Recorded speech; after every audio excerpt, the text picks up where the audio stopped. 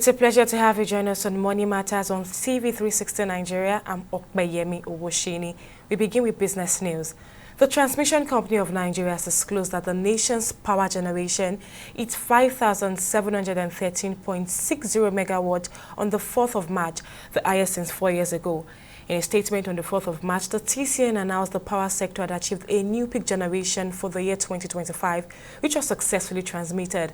It disclosed that the feat was recorded on the 4th of March, surpassing the 5.543 megawatts recorded on February 14, 2025. He, however, clarified that though the new peak is 88 megawatts lower than the all-time maximum peak generation of 5,801.60 megawatts recorded on March 1, 2021. It remains a notable achievement. We'll take a break now and be back with company news.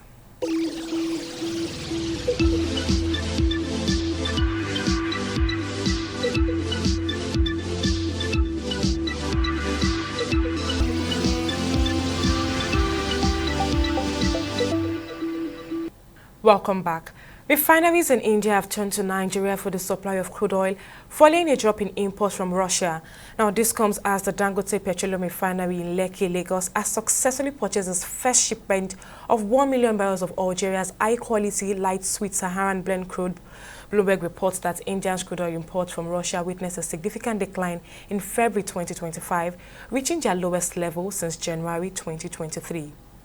We'll take a break now, but when Money Matters returns, we'll be discussing Dangote Petroleum Refinery and petrochemicals absorbing 16 billion naira loss by refunding 65 naira per litre to marketers so Nigerians will benefit from cheaper fuel. I'll bring you details after this break.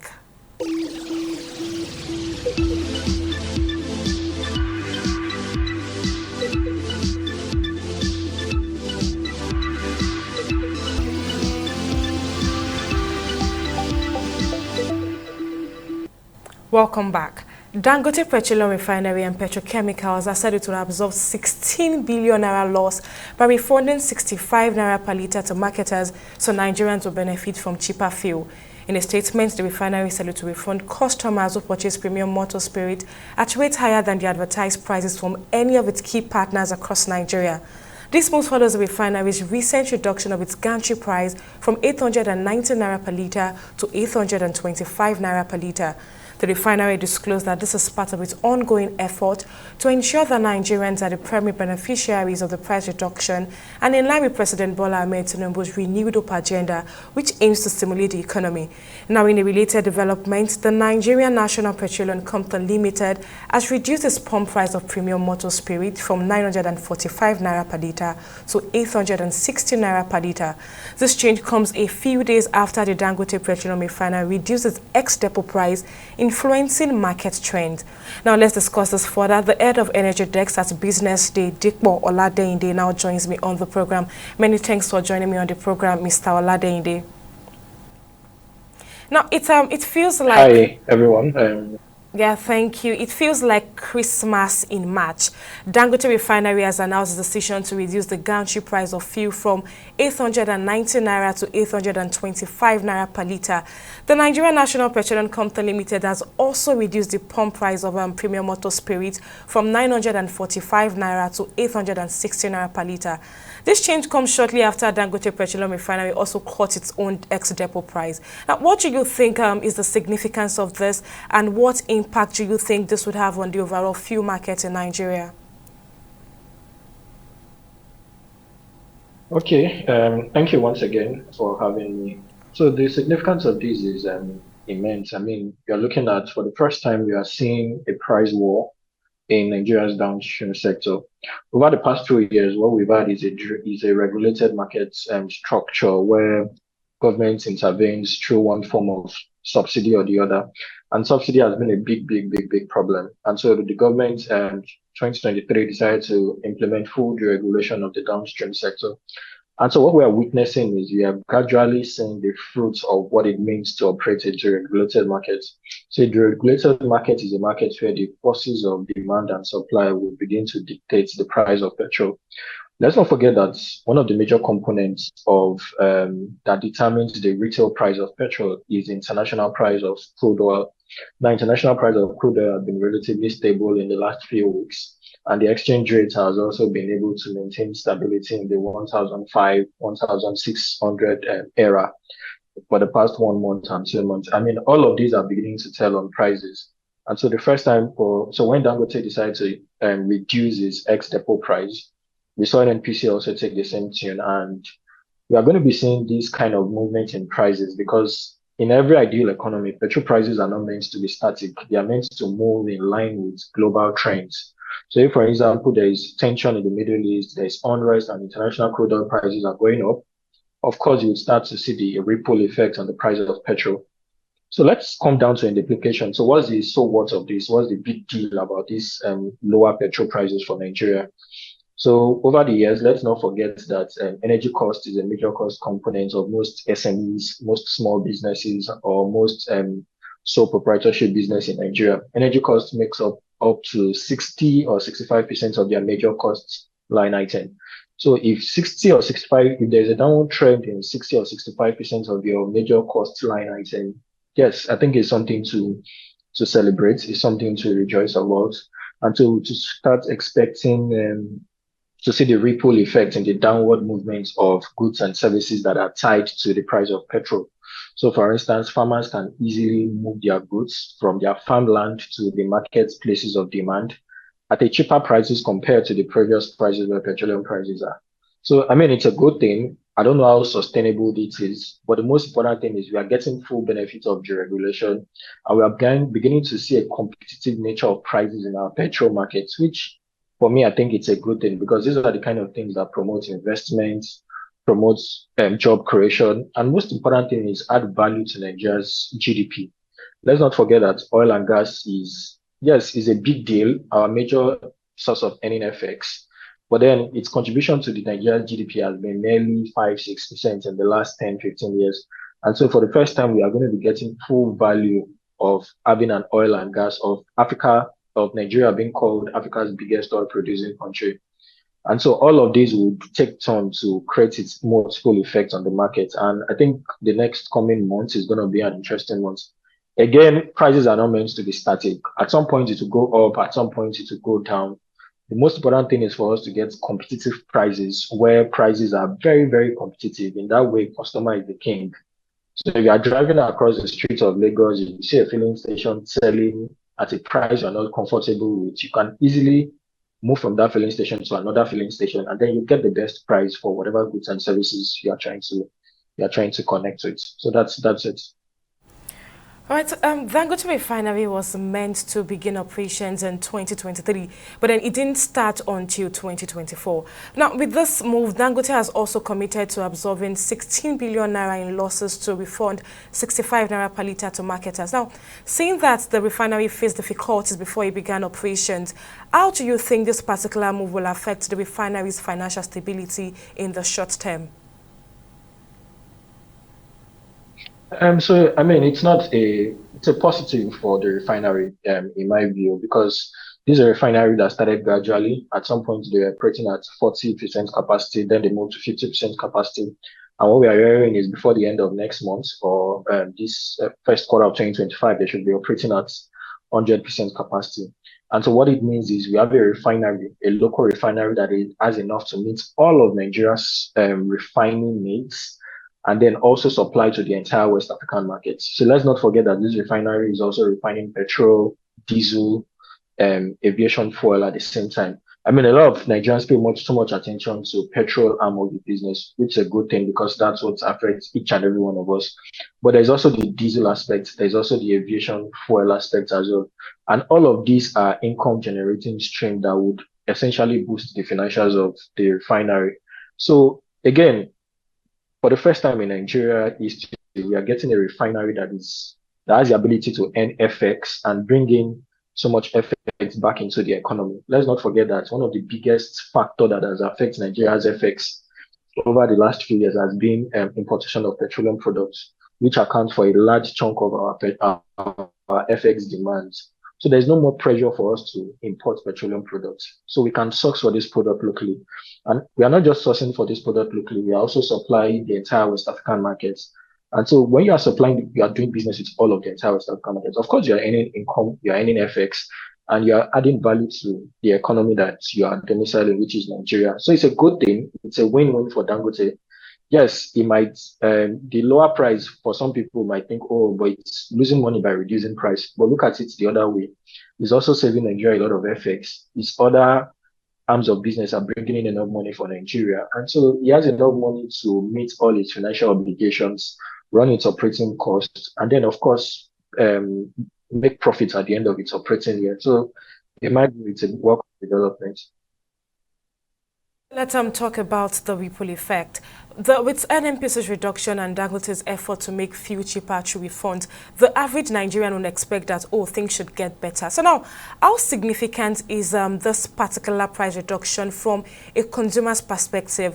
Do you think it will effectively ease the financial burdens on Nigerians, especially when you consider the broader economic impact of fuel prices on transportation, food, and other essential services, basically? Yes, so I mean, the effect is we should start seeing the ripple effects from the middle of this month because let's not forget transportation cost is a big deal for most Nigerians. Either you are commuting to work or you are moving your goods and services from one place to another. Most especially SMEs as well. Transport costs forms a huge chunk of their demand or their financial responsibilities. So if this energy cost is, we are seeing a slight reduction, a 20% reduction, a 25% reduction. Of course, we are going to see a big deal in terms of the ripple effect. So what we are saying is, we should start expecting transportation costs to go down. Commuters should start demanding. So when you go to the bus park, for instance, you should start expecting to see a slight reduction in prices of what used to be the price before compared to now. I mean, let's not forget Nigeria is always a peculiar case. There's always this argument that whenever a thing goes up in Nigeria, it's difficult for it to come down back. But we are seeing the price of petrol go up, clocking 1,001 before, and now it's coming down to 860. And so you should expect that we will see the effect on commuters' costs. Beyond commuters' costs, I also talked earlier about energy costs for most Nigerians as well. So let's imagine you run a business, you run a barber, the barber's shop, for instance, or the hair salons and shop. If your energy cost is taking up 80% of your energy cost before, with this slight reduction, we should see a downward slope in the amount you used to pay before compared to now. I mean, inflation is a big deal in Nigeria. A lot of Nigerians are struggling with double digit inflation. We should expect this downward trend in energy costs to see the effects in our inflation numbers as well. Again, already food prices are already going down, so we should expect more drop in prices of goods and services going forward. Nigeria said it will do is that it will refund customers who purchase fuel at prices higher than their advertised rate. Now, what do you think of this move, and how likely is it to hold marketers accountable for pricing issues? And also, how effective do you think it will be in preventing overcharging at the retail level? Bearing in mind that you also mentioned that most people believe that once things goes up in Nigeria, it is very difficult for the prices to come down again. Okay, so this is it. So Nigerians are gradually becoming, we used to be price sensitive before, but now I think it's at a higher degree now. A lot of Nigerians are price sensitive now. If both of us are selling a particular goods and services, if there's a 5 naira slight change in my price, or if I'm selling 5 naira higher than you, a lot of Nigerians will tilt towards you and they would ignore me because my price is a bit higher compared to yours. So that's what we are going to start witnessing in Nigeria's filling station. So yes, Dangote has agreed to absorb that cost and say, look, if you had paid higher than what you expected to pay, I'm willing to refund you just to make sure that you are able to sell at a competitive market price. So let's not forget the key word is making sure the energy cost is competitive and is a cost where the demand and supply meets at the same time. So for the first time, you don't have a choice. Now you have choices. So if, for instance, you're at a filling station and the prices are higher, you can easily walk away from that filling station and go to another one and get at a much cheaper price. After a while, the one who is selling at a higher price, if is beginning to make losses upon losses, he or she will be forced to revert or reduce its prices in order to remain competitive. Because the deregulated markets or the downstream market is a very, very, very competitive market. Sometimes as little as 2 naira, 1 naira can be the big changer for you. Sometimes you can sell a full tanker just because your price is 2 naira cheaper compared to the other one. And the other filling station might be struggling to sell it off a tanker load of fuel because its prices are slightly higher. So, I mean, again, Nigerians are now the king. So you can basically determine where you want to patronize your product from and who you want to patronize your product from. Let's not forget there is also this issue of quality as well.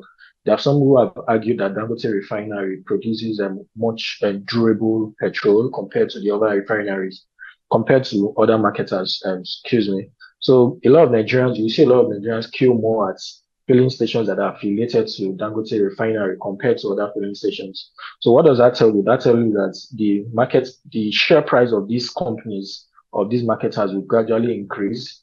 They're beginning to dominate the market share in terms of Nigeria's downstream sector. And then would have interesting development going forward.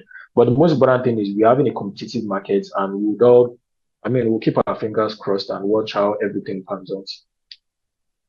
So let's talk about the role of the government in all of this. So we are already beginning to see competition amongst marketers because NNPCL reduced rather, I meant to say, their price just barely 2 weeks after Dangote decided to do the same thing. So now, how exactly do you think the government can ensure fairness amongst the marketers when it comes to prices?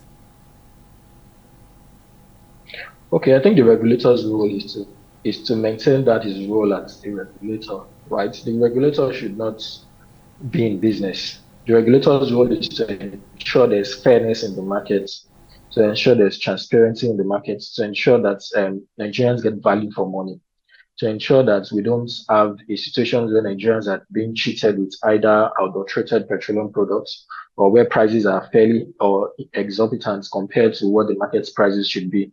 So the role of the regulator in this downstream sector is just to be fair on everyone. If there's going to be a new rules and regulation in the markets, make sure it's transparent. We shouldn't be giving any unfair advantage to any marketer or to any other set of people simply because they know who or they know who is in power or they have access to anybody close to the corridors of power. The most important thing is to ensure fairness. The most important thing is to ensure we give maximum support to make sure that local refineries are working. A lot of Nigerians will want competition, and before competition to strive, we want competition to operate in Nigeria's downstream sector. For instance, we like competition between the Dangote refinery and NNPC's refineries. We like competition between Dangote refinery or Watersmith refinery or any of the other modular refineries that are currently working in Nigeria. That's where we want the regulator to come in, ensure that there's the right competitive markets, put incentives in place for there to be investment in the sector, put the right structures in place to make sure that investors are rushing into Nigeria's downstream sector.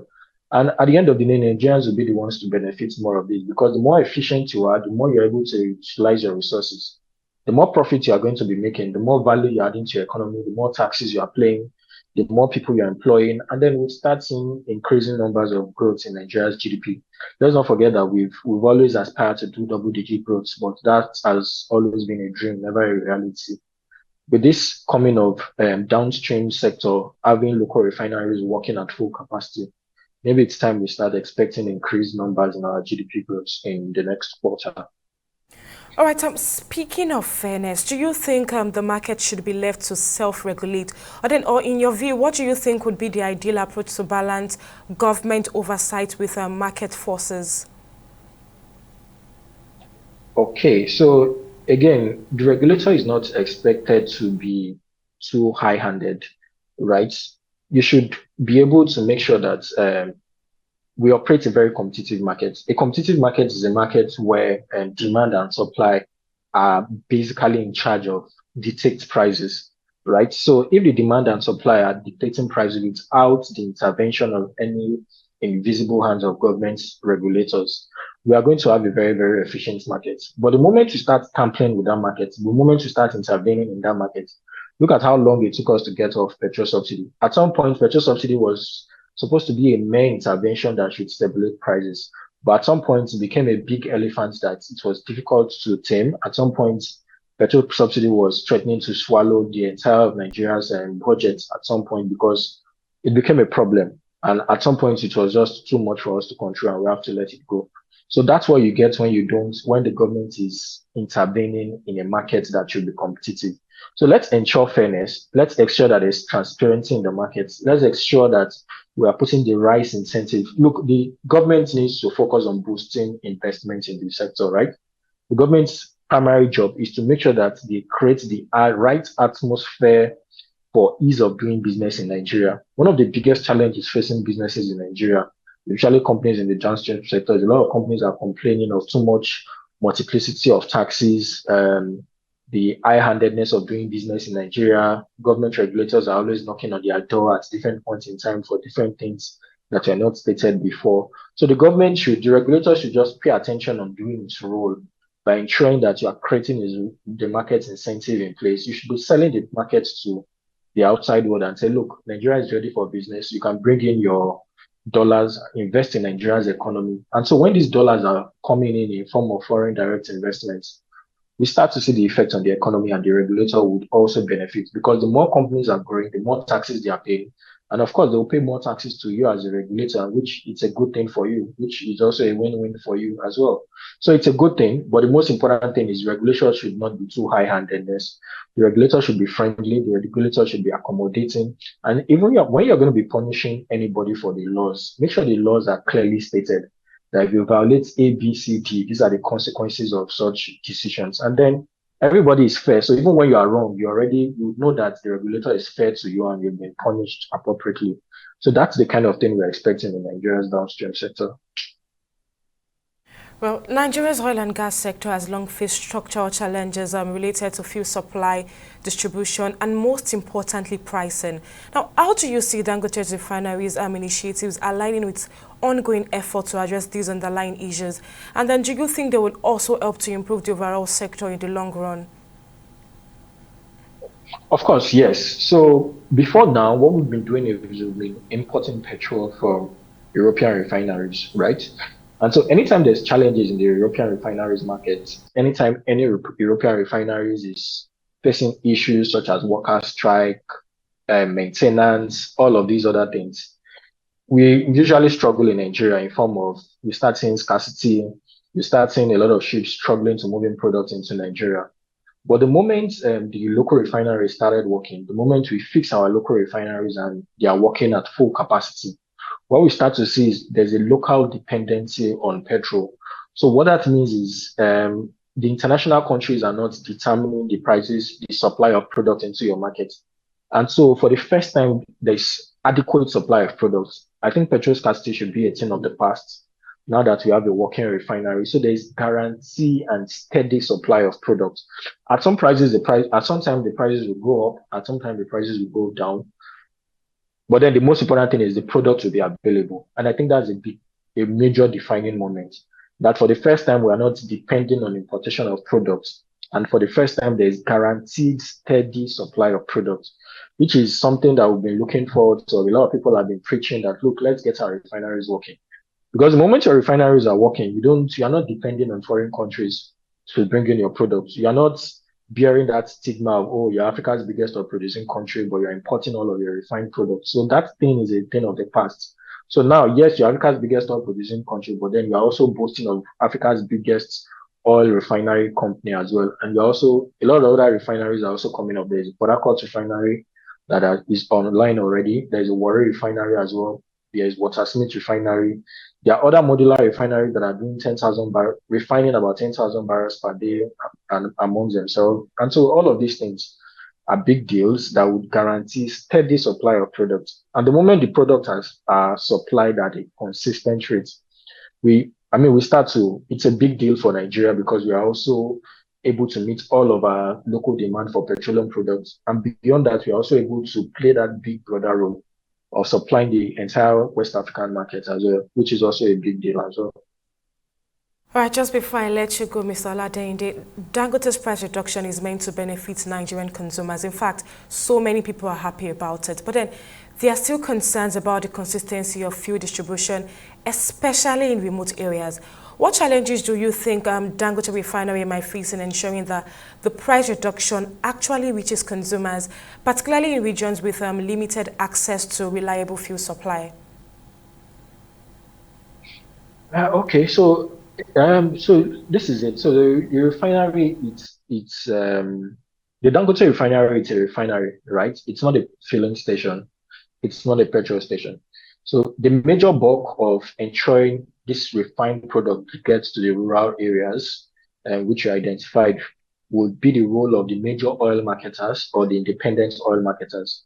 The major oil marketer, the Totals Energies of this world, the MRS, the Adovas, the 11 PLC, all of these are some of the biggest oil marketers in Nigeria with widespread filling stations scattered across the 774 local governments in Nigeria. And then we have the independent oil marketers as well. I mean, these are the guys that you would always find in the corners or the corners or the hidden locations of Nigeria. So if you are moving from one state to another state, for instance, all of those filling stations you meet at the interstate borders are mostly independent oil marketers. And so they will be the one that will be tasked with moving these products from the refinery to all of these areas. The major role of the refinery is just one thing: refine crude oil, refine as much as possible. Let's not forget that this refinery is refining about is expected to refine close to 50 million liters of petroleum product petrol a day. So imagine you are refining 50 million liters today, you are selling it out, you are refining another 50 million liters tomorrow, you are also disposing it into the market. So just make sure your refining is consistent. If you can settle that part, the independent oil marketers, the major oil marketers will do that job of carrying the last mile carriage of making sure it gets to the final consumer, moving it from areas of surplus to areas of demand and spreading it across the 774 local governments in Nigeria. So it's an interesting time for them, interesting challenge for them. Some of them will brace up, will embrace the challenges.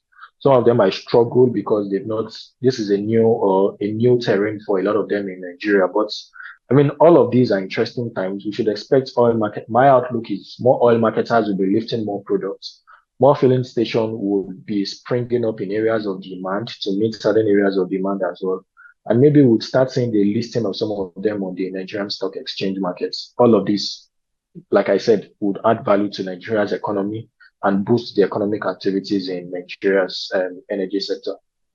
Head of Energy Desk at Business Day, Mr. Dikpo Oladende. Many thanks for lending your thoughts on the program. Yeah, thanks. Thanks for having me. You're welcome. Thanks. Well, that's it on this episode of the program. Many thanks for joining us. I'm Okpeyemi Owusheni. See you next time.